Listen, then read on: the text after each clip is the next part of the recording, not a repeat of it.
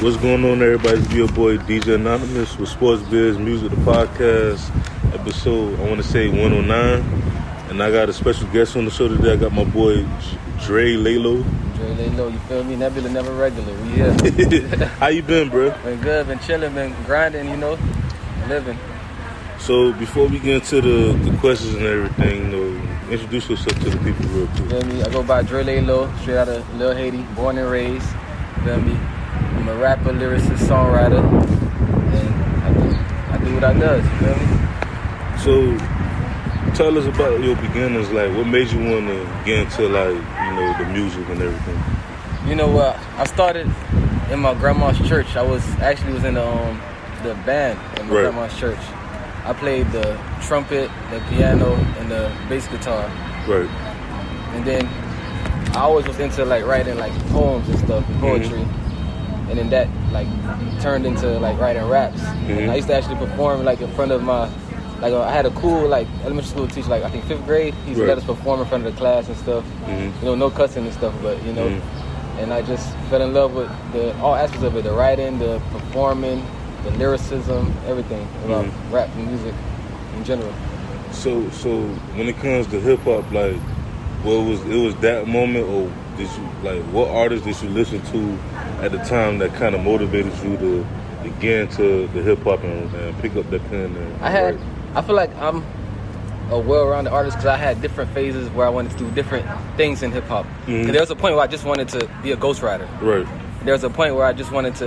There's a point I wanted to battle rap. Right.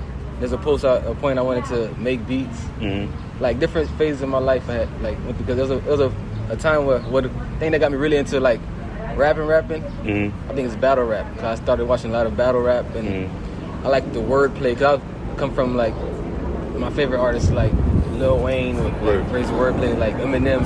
Right. I always like that people with a lot of wordplay and can make puns and similes and double entendres, and that's what a lot in battle rap. Right.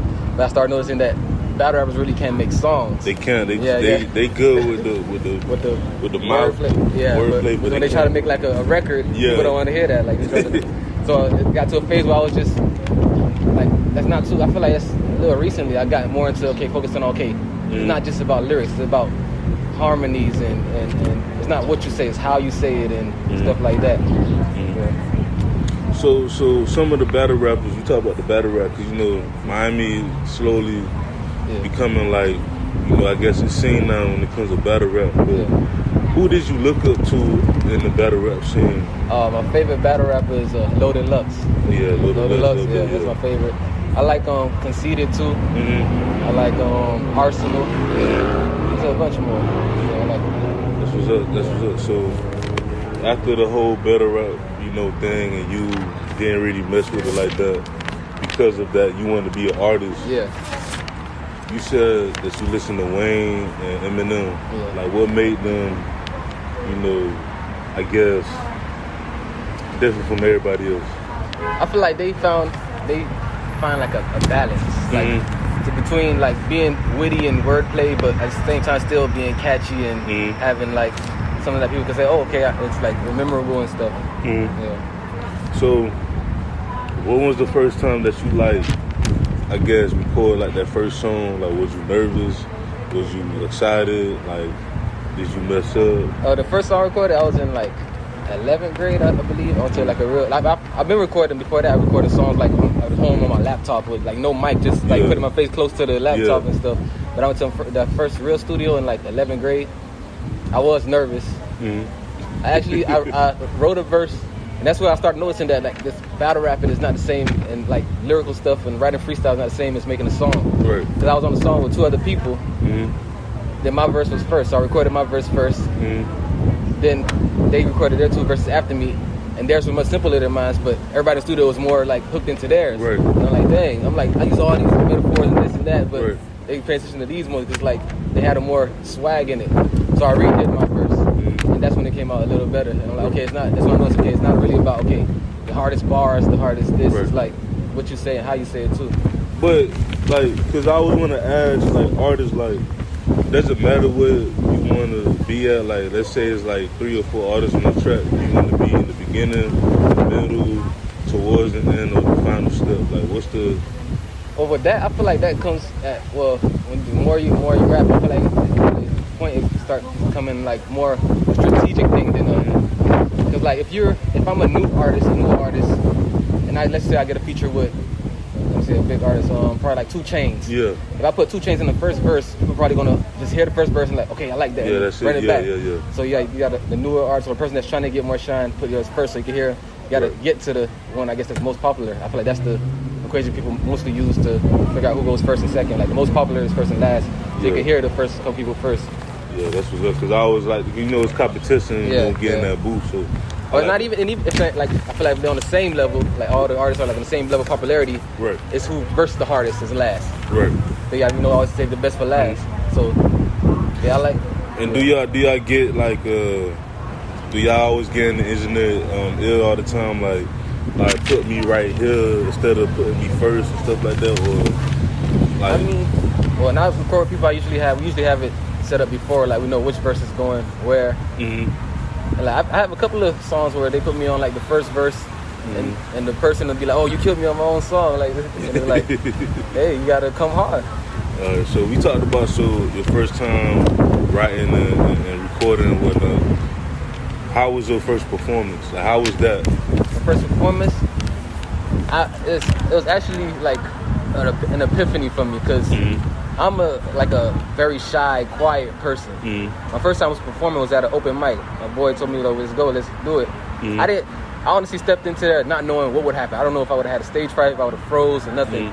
But like once I got on that stage, I turned into a new person. Like everything was flowing. I wasn't shy. I wasn't timid. It just was like I was built for it, basically.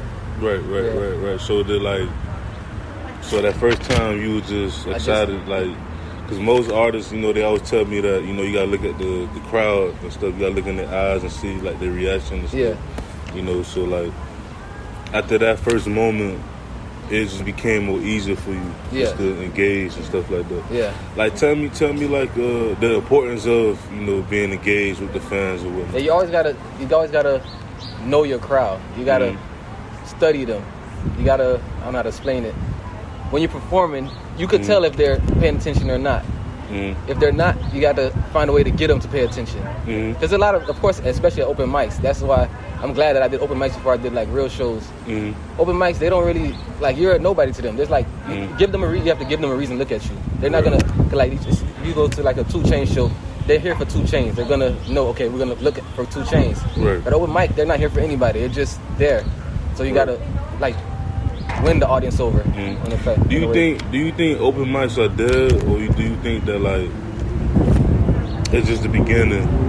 Like as far as like, because you see a lot of like, I guess mom and pop, they're starting to have like different like, I guess, talent shows or whatnot. But we come from the open mic era. Like, do you think it's dead, or you think it's? Now I feel like the open mic is I hope it's not dying. I feel like it's a very important part of becoming an artist. Yeah, that's how we met. Yeah, it's a very important part. This is how you learn how to engage your audience, how you learn how to have stage presence. It's like on a smaller scale. You don't want to be your first show to be a big, huge show, and then you don't know what you're doing. I feel like it's a stomping ground. It's a stepping stone to get to where you want to be. And it brings a lot of opportunity, too. I've got a lot of shows from people that watch me from open mic. They're like, oh, yeah, you did. I loved your performance. Come over to this podcast, or I have a show and I want people to perform. I got so much opportunities from it. Right, and you originally from here? Yeah, from Little Haiti, born and raised. Right, so you're Haitian, like first like generation like American. Yeah, my mom was born here and my dad was born in Haiti, but my mom's mom was born in Haiti. Yeah. So how is that like culture wise? Because I'm Bahamian descent, so I tell people all the time, like in that household, like kids was important. Even when I first started DJing, my old girl, she was like, I ain't buying you shit until I see that you serious about it. You know what I'm saying? So how was that when you approached them about the music and everything?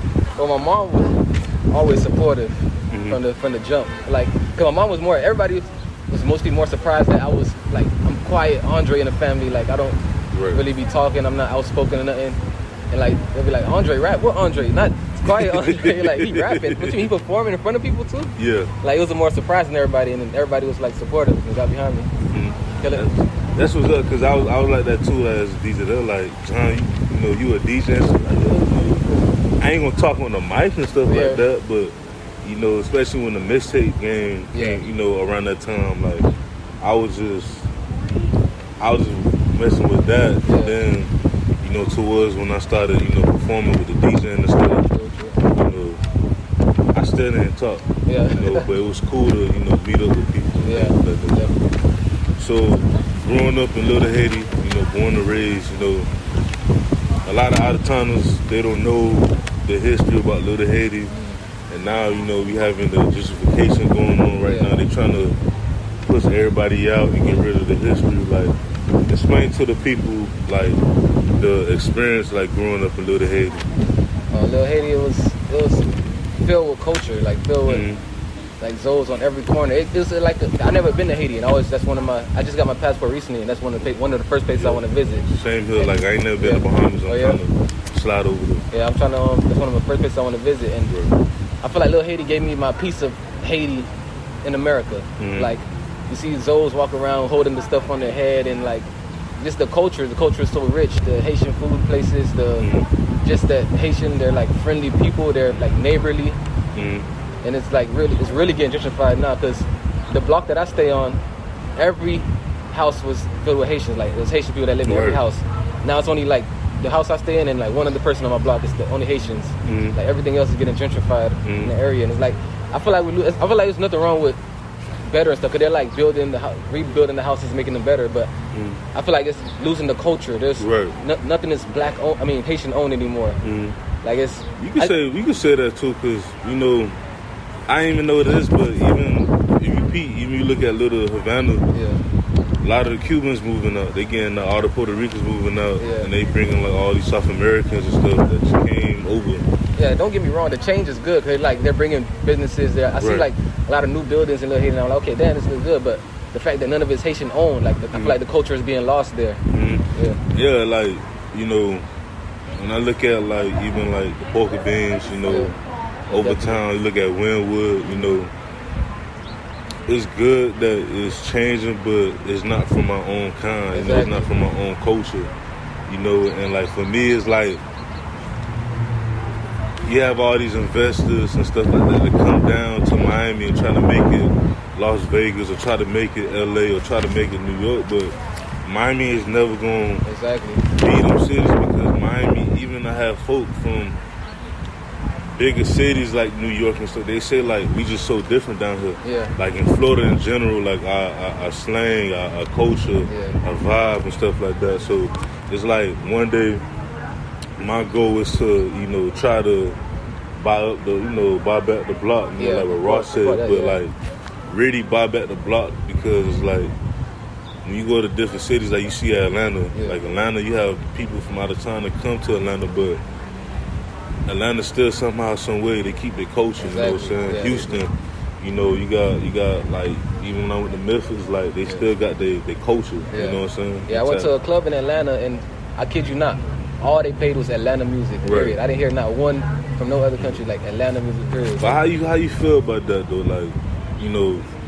being from Miami, and even the underground station waxing us now. Like, how you feel about like the status right now? I feel like it have a lot. I'm not trying to get too political, and but I feel like it's a lot about the economy too. Because the cost of living in Miami is high, and like I feel like that makes everything revolve around money. Now it's not about to put on for my city, my culture. Now it's about I gotta pay rent.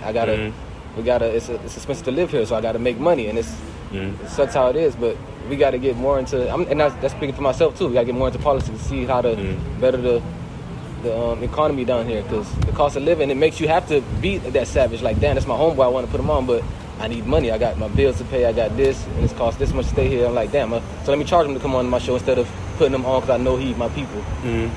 So we just gotta get into like politics and like change the whole economy down here. The cost of living down here is ridiculous. Yeah, like I mean. But at the same time too, I still feel like we could get money together down here. Yeah, that's what I'm saying. Like, it gotta come to a point where we got this mentality of like we not friendly and stuff, but to me that's bullshit, because